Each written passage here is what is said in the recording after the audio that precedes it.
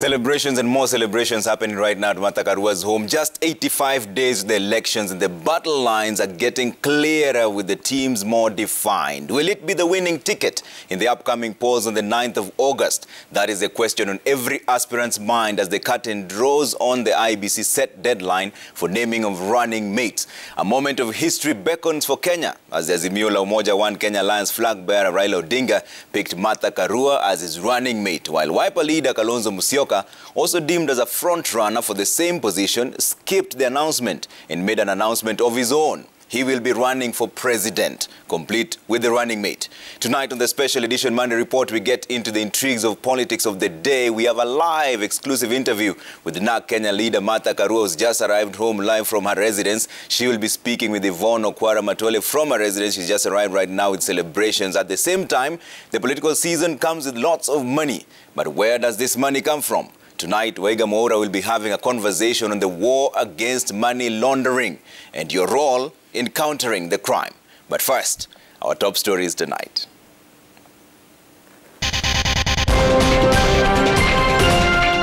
That I have picked as my running mate and Cabinet Secretary for Justice and Constitutional Affairs, the Honorable Martha Karua. Rule of law and integrity. Reunion of reformists as Raila Odinga picks Martha Karua as running mate. The day of her to come a running mate, it was not in my mind. Pride of the family. Joy for Karua's parents as Gishugu residents celebrate Karua's nomination as running mate. Una furaha kubwa sana manake since independence sijaiona walai sijaiona kitu kai. A moment for women. Celebrations rock parts of the country as Karua is picked as running mate. OCA continues as originally established, Azimio continues as established. Also in the race, Kalonzo announces presidential bid and picks running mate. Thank you so much for tuning in. Our sign language interpreter tonight is Joki Shege. We begin on the steps of the Kenyatta International Convention Center, that's KICC, right here in Nairobi, the venue of the unveiling of the Raila Odinga Martha Karua presidential ticket ahead of the general elections set for the 9th of August this year. In what supporters are hailing as a reunion of reformists, Azimio la Umoja presidential aspirant Raila Odinga named former Gishugu Member of Parliament and NARC Kenya leader Martha Karua as his presidential running mate. The ceremony conducted before an ecstatic crowd of supporters saw Raila pouring accolades on Karua, terming her the most qualified person to be the next deputy president of Kenya.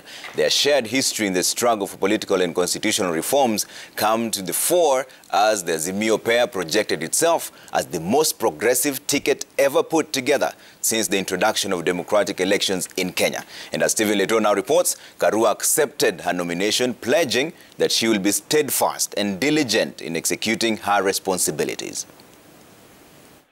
Cometh the hour, cometh the lady.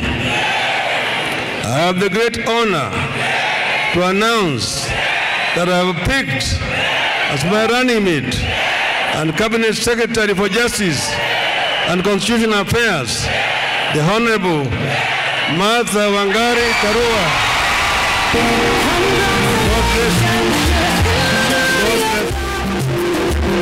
Martha Karua it is. When Odinga announced her name, the crowd erupted in wild celebrations.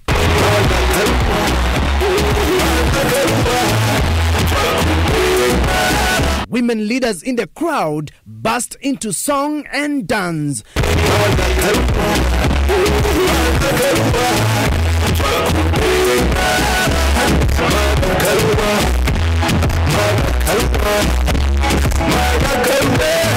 Azimio presidential flag bearer Raila Odinga made what he termed as a historic move in the country in nominating Karua to be his deputy.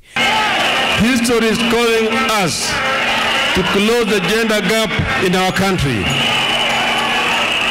History is calling on us to reciprocate the struggles and fidelity of our women.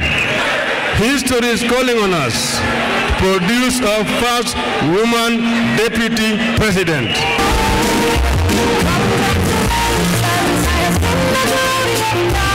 Martha Karua, in her acceptance speech, said she is up to the task. With utmost humility, I stand before you today to say that I, Martha Karua, do hereby proudly accept this nomination as Deputy Presidential Candidate. That I am ready to work as your deputy and to support you in our shared ideals. Asanteni. Like Joshua in the Bible, the principal assistant is meant to be a problem solver to the president and not a problem to the president. This office is meant to lighten the burden of the president and to ease the yoke he carries. Amidst thousands of his supporters, Odinga said Karua has dedicated her entire life in the struggle for a better Kenya. This woman is a fighter and is not a quitter. This woman has a safe pair of hands, seasoned by the struggle for our second liberation and service to the country in many capacities. This woman has a beautiful soul as exhibited by her love and passion for her children and grandchildren. This woman will be a great co-creator and will make a remarkable first deputy president of the Republic of Kenya. Martha Wangare, whose native name loosely means a leopard, says she has the claws to tackle corruption, with Odinga pledging that their combined effort will bring the country back on track. At the age of 24, this woman was appointed a magistrate to adjudicate on matters of men. A few years later, she became the youngest woman to be elected a member of parliament in central Kenya. And she went on to serve in the capacity for 20 years. Of these 20 years, she was a cabinet minister for 6 years, serving in different portfolios. The woman we offer as the proposed deputy president is also known to have incredible credentials in the fight for our second liberation. Odinga termed Karua's past as a people-oriented, saying from the onset her biggest concern was to uplift Kenyans and used her legal profession to offer pro bono services for Kenyans who did not afford lawyers to represent them in court and in public litigations. In 1990, for instance, I was arrested and placed in detention without trial. At that time, very few lawyers were prepared to represent me. But this woman, then a young lawyer, led a team of 27 lawyers to defend my legal detention.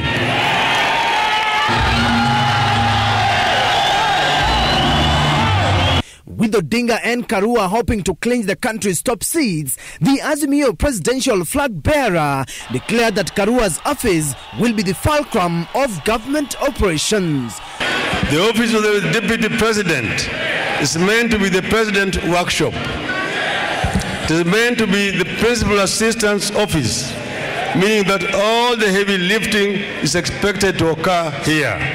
It is meant to be a workshop where ideas are tested and innovations are incubated. It is also the president's last line of defense administratively. Odinga says with his ticket set, his team is ready for the march. Sasa tunaanza safari kamili. Tunataka Wakenya wote, kila mahali wako katika pembe la taifa letu hii ya Kenya,